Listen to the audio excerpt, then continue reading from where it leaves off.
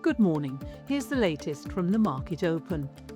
The FTSE 100 opened broadly unchanged at 10,585.87.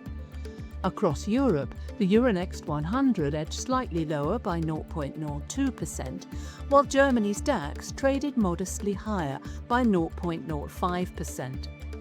Overnight, US markets finished stronger, with the Nasdaq closing at 25,837.21 and the S&P 500 ending at 7,509.2. In company news, precious metals miner Fresnillo maintained its 2026 production guidance following a steady second quarter performance.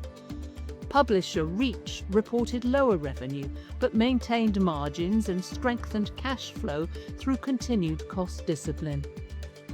Against sterling, the US dollar and euro edged higher, while the Swiss franc, Japanese yen and Australian dollar were little changed.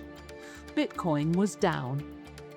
In commodities, copper and natural gas moved higher, while gold and Brent crude eased, although oil markets remained supported by ongoing Middle East supply concerns. That's your market open. I'm Fiona Craig. Have a great day.